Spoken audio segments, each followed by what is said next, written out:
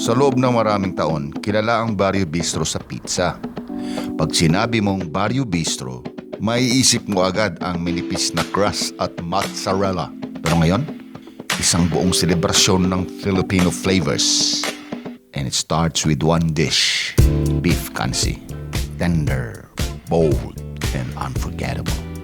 The dish that's changing everything. I was just passing through Obrero for an errand when I saw this. Barrio Bistro.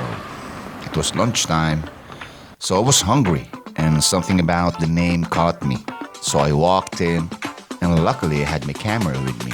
That's when the date turned into a little adventure. Beef kansi, no, Beef which kansi. is the Ilonggo version of the bulalo.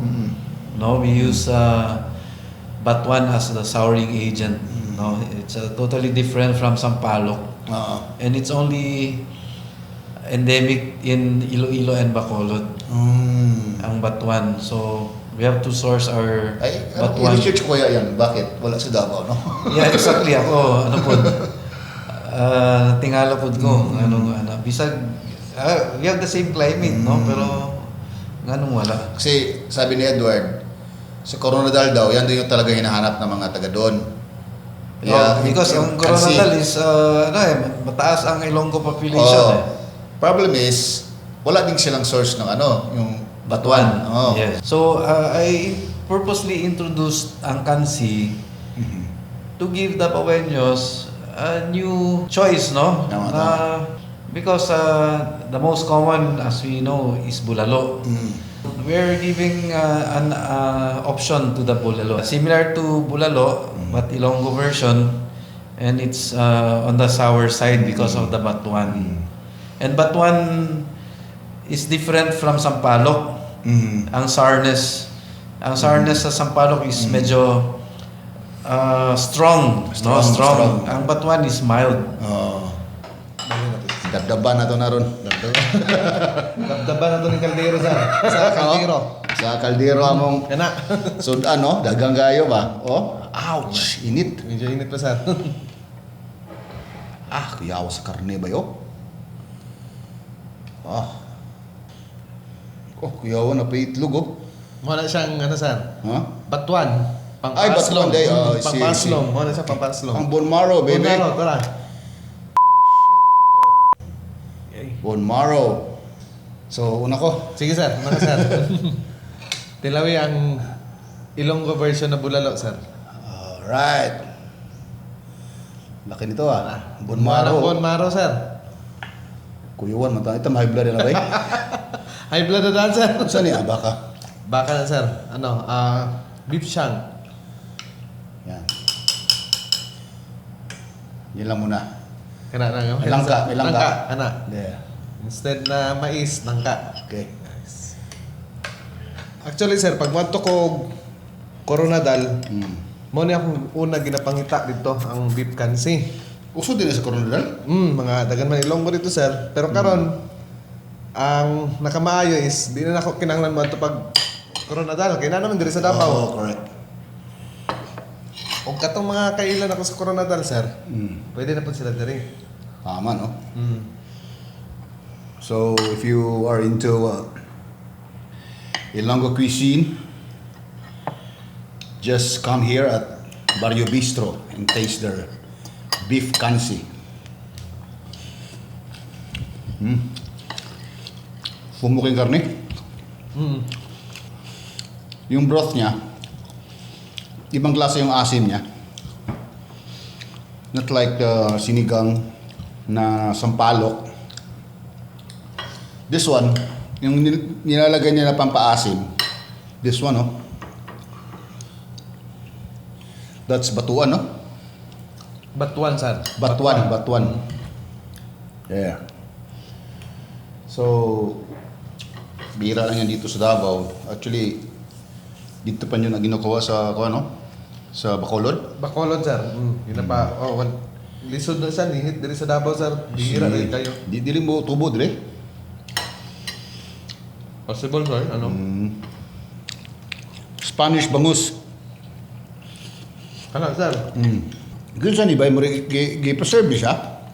Kini siya sir, ang Spanish bangus. Dili siya boneless, pero tungod sa iyang procedure sa pagluto sa nga pressurize, ang iyahang bukog madugmok. Ubok na, mura siya canned sardines, no? Nana sir. Pero na may ibang sardines na gyapon bukog. Kini siya, kato sa middle kung dagko, napagito siya pero madugmok siya. Medyo challenge ang iyang pagluto ana sir. So di ni siya murag ka ng ipadugay sa refrigerator. Dili sir. Murag freshly cooked yun din eh. Pressurized na siya sir pagkaluto. Pressurized. Si Ito tokwat baboy ni Way? Yes sir. Asa ni sagol dire?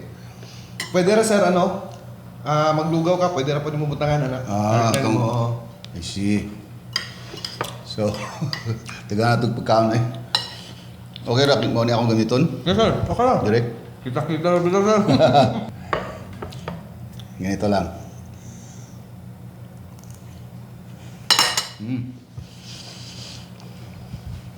Partner gid sir. Pang breakfast ana. Sakto na siya sir. Available na siya sir 7 AM. How much is this? 90 sir. 90. Ito? 120. Good sa kay sir. O kini partner, pwede na duha ka tao. This one? Kini sa sir is 180. And then the beef, Pang-duha ka tao. beef kansi. Kining beef cansa sir, 560 siya pero pang-upat ka tao na ni siya. This one? Oh, nakakaldero na. Pero kung duha lang mo, mag-uyab na na. Dapat tayo single, katong single serving sir. Ano to siya? Good for two na to. Nga naka-bowl. Katong imong serve sa mga ganyan. Yes, to naka-bowl sir. Nya mo ko ako balik sir kay lamian gito sa kanse sir ba.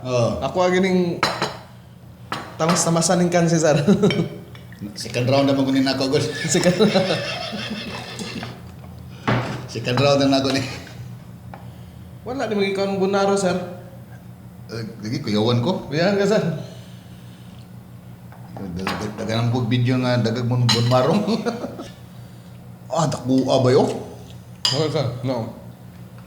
Bida. Very hot. Diya sa Hanay Square ba? Here's the balbakwa. Kung kayo no, lapot ka siya ba?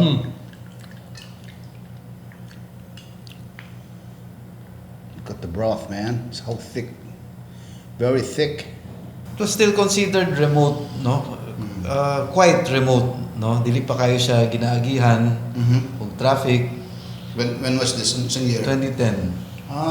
Yes. I had to think of an item na outside of my mother's collection na kinahanglan nako pud i-introduce na popular sa majority.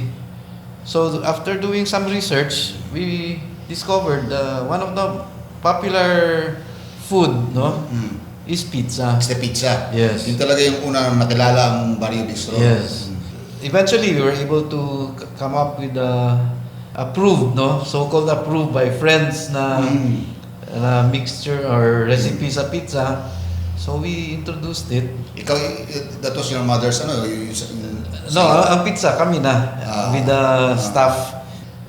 As we went along, develop me yung new items on the menu. And the latest is the current lineup like the beef kansi. Hindi lang basta-basta na bistro ang Barrio Bistro.